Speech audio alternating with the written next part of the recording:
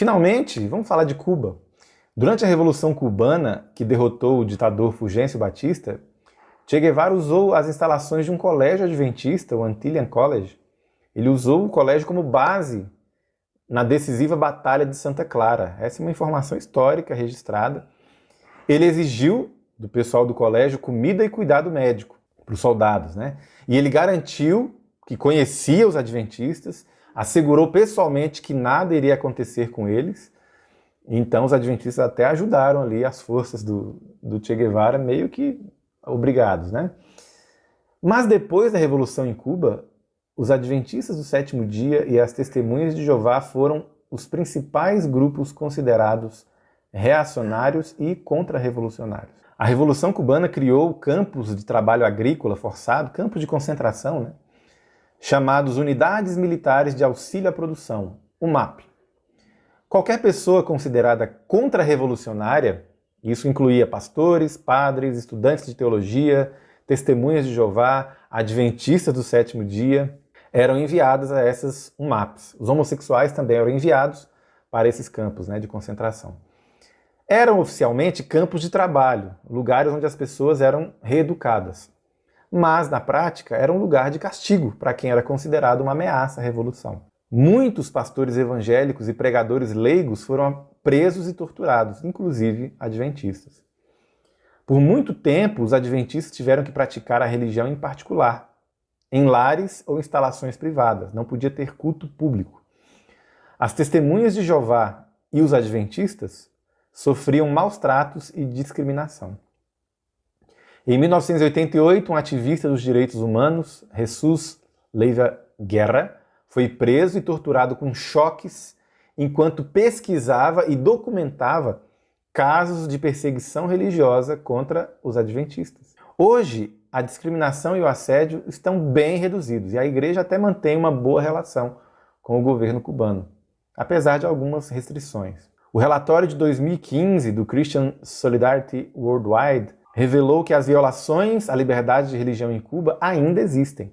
Os adventistas do sétimo dia e as testemunhas de Jeová enfrentam problemas específicos.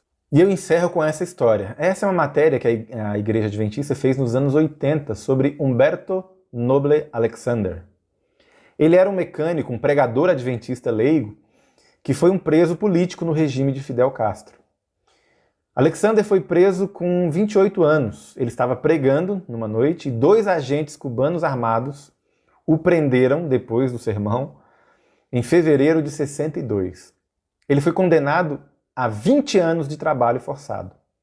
A falsa acusação foi que ele estava conspirando para assassinar Fidel, ele estava ajudando na fuga de contra-revolucionários e ele estava distribuindo o ópio, né, a religião, ao povo de Cuba. Essa parte era verdade.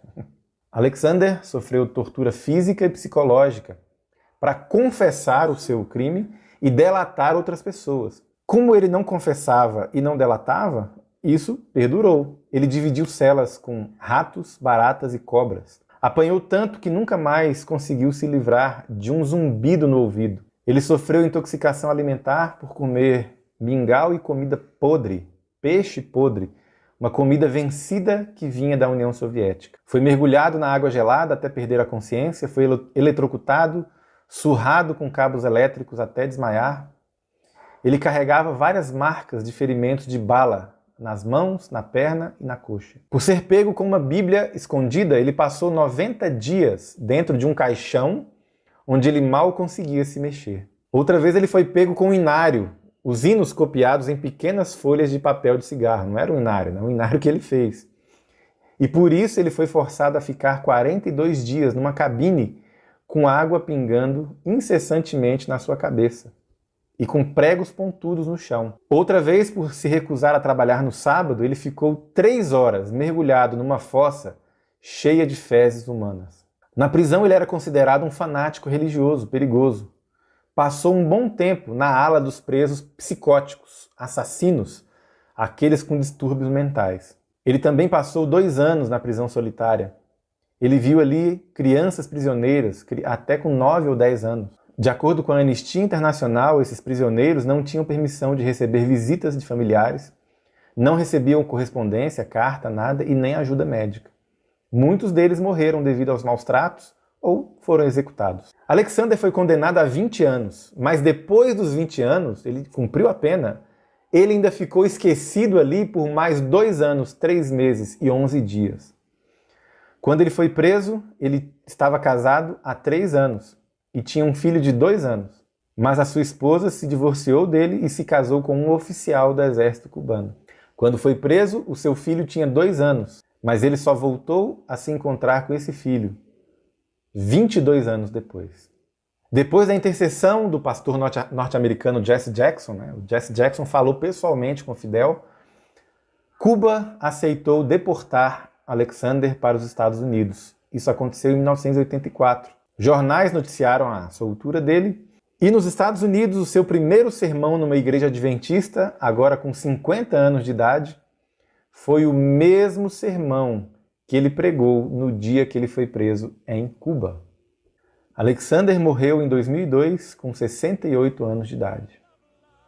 E ele deixou tudo isso registrado no livro cujo título é Eu Morrerei Livre.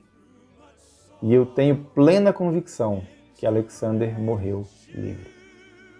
E então, depois desses relatos, qual é o seu sentimento? Qual é a sua relação com a palavra de Deus? Muitos irmãos e irmãs se sacrificaram, foram sacrificados no altar da ideologia para que a palavra de Deus fosse preservada. Eles merecem o nosso esforço, eles merecem o nosso reconhecimento. E a melhor forma de reconhecer esse esforço hoje é abrir a sua Bíblia, ler e estudar. Eu tenho certeza que um dia nós vamos reencontrar todos esses irmãos e irmãs. Um dia todos nós estaremos reunidos diante do trono de Jesus. E quando você perguntar para Jesus, Senhor, quem são esses aí?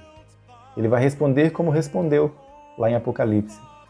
Esses são os que vieram da grande tribulação. Eles acompanharam e seguiram o Cordeiro por onde quer que ele fosse. Que você e eu sejamos uma geração tão fiel como essa e que Deus tenha misericórdia de nós.